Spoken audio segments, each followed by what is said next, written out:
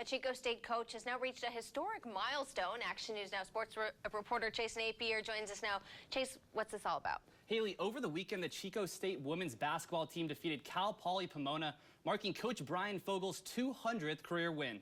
Coach Fogel now only trails the legendary Fran Coslet as the winningest coach in the program's history with 286 victories. During his time at Chico State, Fogel has many accomplishments, including a CCAA title, 9 postseason appearances, and 4 NCAA championships. But his players say his impact on the team goes much further than the court. He's one of the best coaches I've ever had, to be honest. I feel like I can talk to him about anything, not just basketball related, outside of basketball, on the court. Yeah, he's very open and very easy to talk to. As far as the accomplishment, I'm very proud of that. I think the most important thing for me, the way I look at it, is that I've surrounded myself with really good people. Starts with the players. Players win games. The other thing that I'm proud of is the fact that I've hired some really good assistant coaches. Coach Fogel will look for win 201 this Saturday as the Wildcats host Sonoma State. Over the weekend, the Chico High football team traveled to San Francisco for their first shot at a regional championship in 30 years. The Panthers did fall short, though, losing 31-7 to Sacred Heart Cathedral Prep. Gage James connected with Kyron Smith late in the fourth quarter for the Panthers' lone touchdown of the night. Nonetheless, a great season for Chico, winning their first section championship since 1990. Now look at some other playoff games that happened across our area. Fall River beat LeGrand in the Division 7 AA Regional Championship, winning their first regional title in program history. The Bulldogs were square off against Morro Bay in the state championship game this Saturday. Now to Division 5A, U Prep fell short of Sacred Heart Prep, losing 20-0. And Sutter couldn't come away with the win either, falling 35-7 to San Marin. Over to national news now. This year's Kentucky Derby winner has died. The California Horse Racing Board announced Medina Spirit collapsed today at Santa Anita Park in Los Angeles County. In a statement, the attorneys for Medina Spirit's trainer Bob Baffert said the horse died from a heart attack after a workout. The brown colt won the Derby back in May, then tested positive for elevated levels of an anti-inflammatory drug during a post-race drug test. Baffert's attorney called Medina Spirit a great championship who was loved by all, Haley. That's right, Chase. I remember following the story and all the controversy around it. It's so sad to see that whole thing end this way. A local athlete is taking her talents to the next level. Action News Now sports reporter Chase Napear was there as she signed her letter of intent today. Chase, where's she playing next? Haley, Nicolina Holland of PV High will spend the next 4 years playing softball at Simpson University. Nicolina played in all 18 games for the Vikings last year with an impressive batting average of 298. You can see her alongside her proud parents today signing her letter of intent for a university she says she's excited to play for.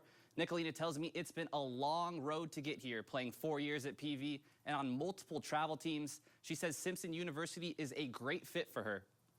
I also like the pace of practice. I did practice with them when I went up there, and I like the coaching staff. I like the teammates. The girls were all so nice, and the pace of practice and like the seriousness of practice was exactly what I was looking for. And the school now, Simpson, is smaller than my high school by a little bit, but like I don't really need to go to some big university, so it's a good match for me. Nicolina will look to improve even more this spring as she prepares for her final season with the Vikings. The CCAA has released its updated list of the Hygert Cup standings, and Chico State is on top.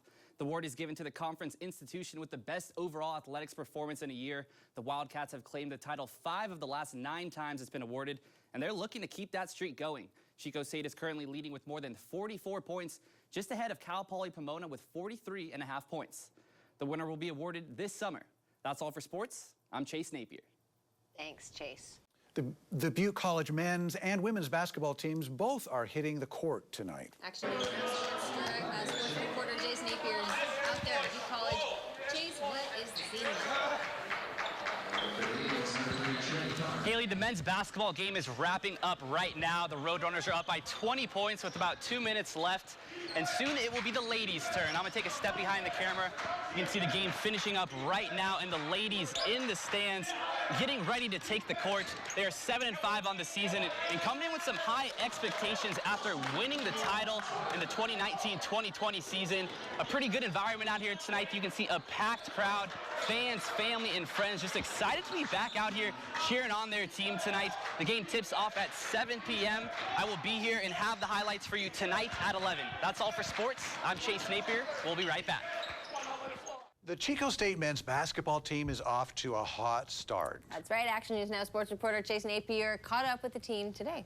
Yeah, that's right, Haley. The Wildcats are off to their best start since 1942. I caught up with the team today to see what's driving their success. Feels great. I mean, anytime you can go on the road and beat two teams that are ranked nationally, it feels good. The Chico State men's basketball team made program history over the weekend, defeating two top 25 teams in 3 days with wins over Cal Poly Pomona and Cal State San Bernardino. The Wildcats are now 2-0 at home and 5-0 on the road, their best start since World War II.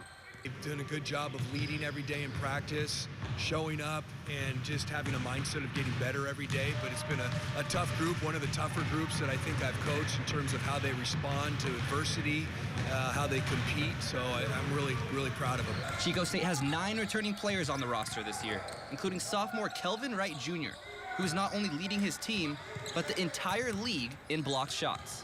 More than so, our strength is like our communication for sure, because we usually end up like 20 at half, and then the game just cuts it close towards the end.